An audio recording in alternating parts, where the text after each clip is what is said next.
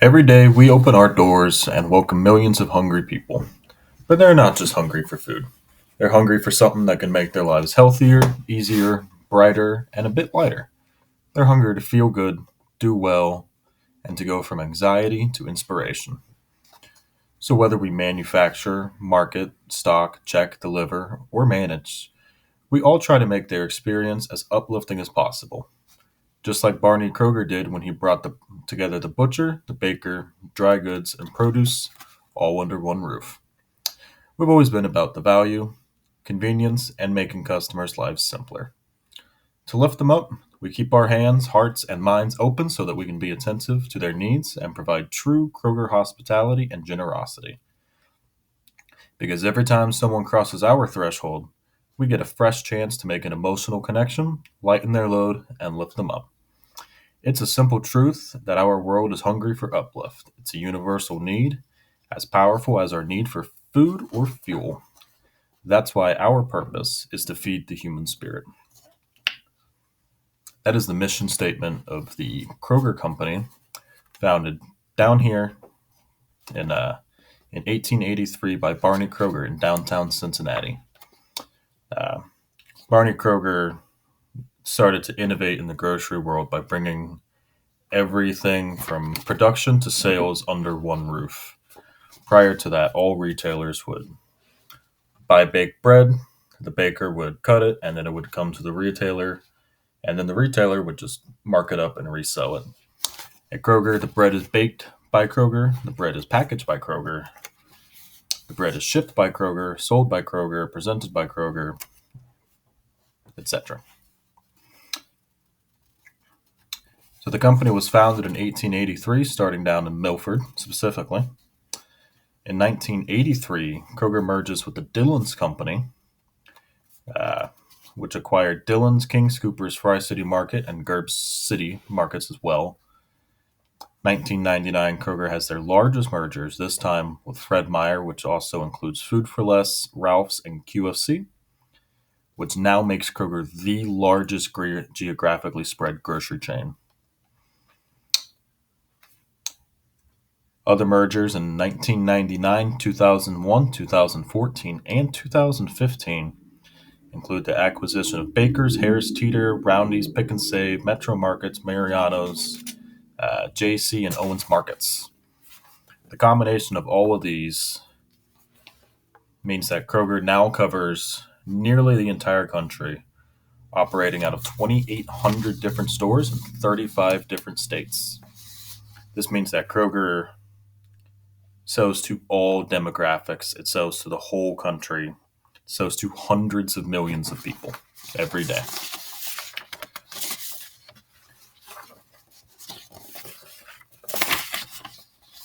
One of the positive ethical decisions that Kroger has made in the last couple of years was around the middle of 2020. Kroger started offering an incentive pay for employees that were working during the COVID pandemic, where employees started to get a modifier on their pay cards called hazard pay, which was an additional $2 an hour on top of whatever overtime, nighttime, shift lead premiums that they were already receiving. This was not a contractual obligation to employee contracts, to union contracts, to legal contracts. This was just done by the company to further incentivize hard work during questionable times. Sales were up, employees were stretched very, very thin. The total number of employees actually decreased, but sales went up. So Kroger adjusted the pay accordingly to allow employees to continue progressing through the questionable times. Unfortunately, one of the poor ethical decisions of Kroger over the last couple years is also connected to this hazard pay. Near the end of the pandemic, a number of employees across numerous stores, numerous divisions, numerous brands started getting a deduction on their paycheck, starting to equal the amount that was paid out to them in hazard pay. So Kroger offered the hazard pay, gave it to everybody, and then once the Pandemic status was lifted. Kroger started taking that money back out of paychecks. The reason that this is a questionable ethical decision is because it was offered as an incentive and to basically make up for the fact that employees were working during dangerous and uncertain times and then was being deducted from the paycheck without any consent, without any knowledge, without signing a pay change form or any other systems that Kroger has in place to negatively impact an employee's pay scale.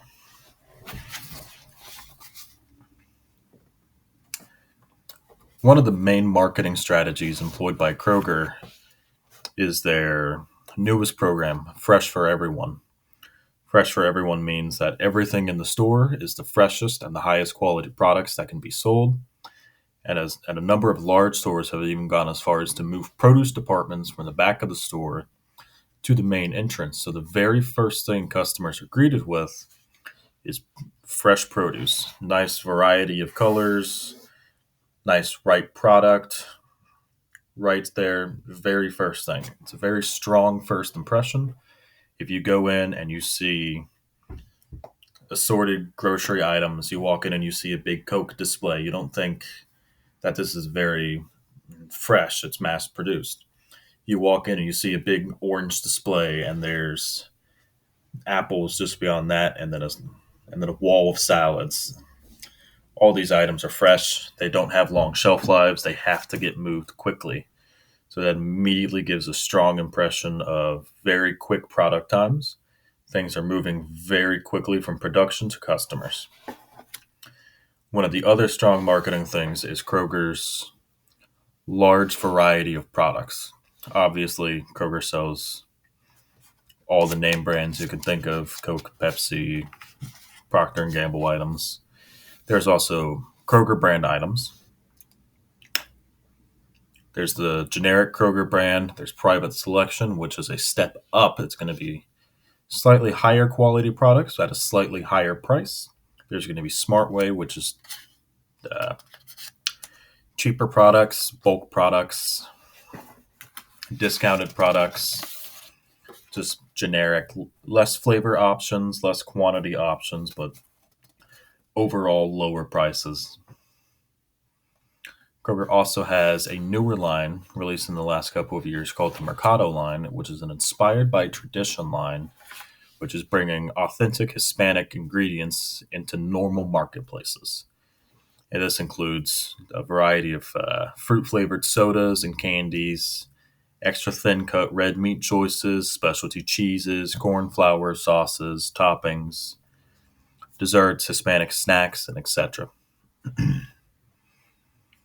By offering all of these different brands, authentic brands, traditional brands, discounted brands, higher end brands, Kroger effectively markets to the entire customer base.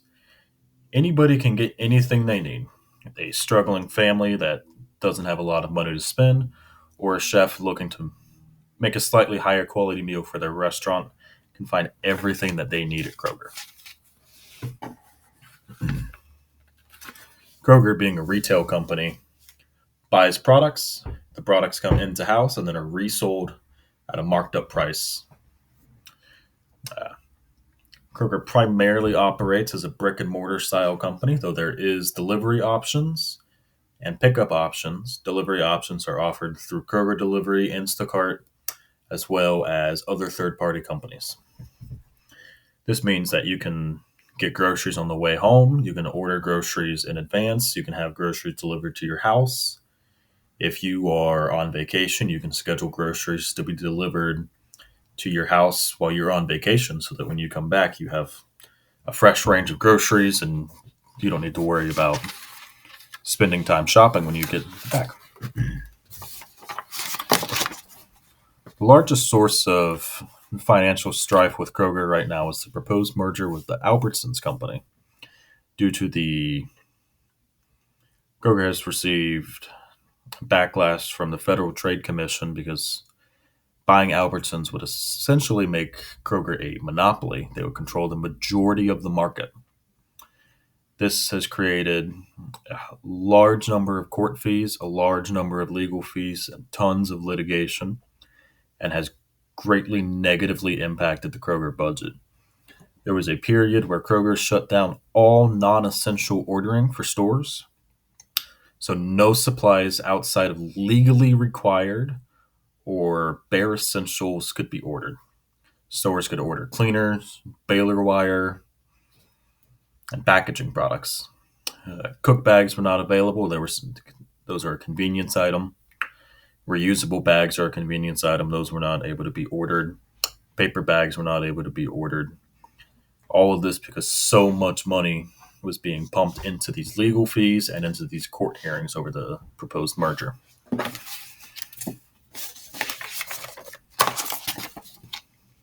The Kroger Company consolidated balance sheet found on page 159 of the Kroger 2023 annual fiscal report is a balance sheet that's presented to us in the newer vertical format, where all assets are placed at the top and all liabilities are at the bottom. Total assets subtracted by total liabilities, and everything remaining down at the bottom. So this particular sheet does show a difference between the 2023 and 2024 years. And these sheets under assets show things like accounts receivable valued at $2.2 billion in 2023.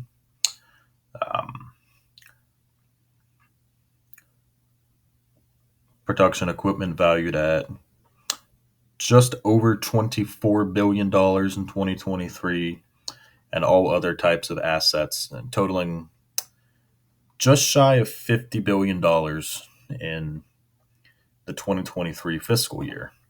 This also lists the liabilities, including accrued salaries and wages, just shy of $2 billion in 2023.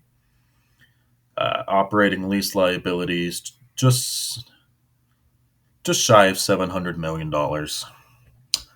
Income taxes, pension and post-retirement benefit obligations, and other liabilities, all totaling $39.6 billion in 2023.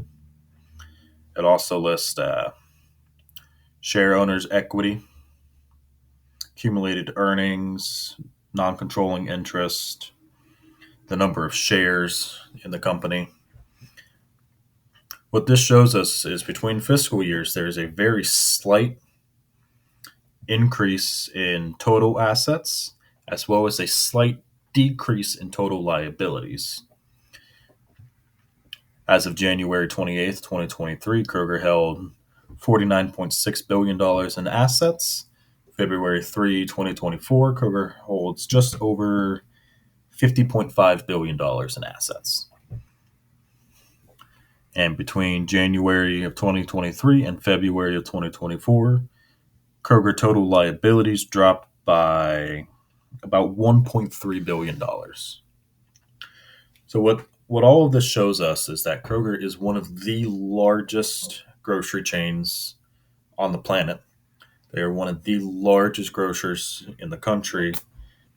They are also the sixth largest pharmacy, the third largest owned and operated fuel center. And this is showing that the liability to asset ratio for Kroger is actually improving year over year.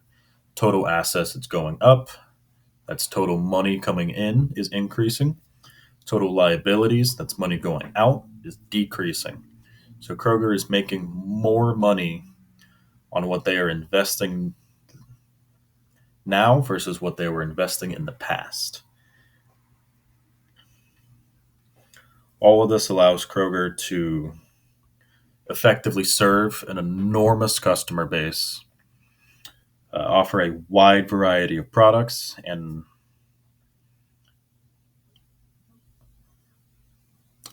Kroger is still growing. We obviously don't know the results of this upcoming merger.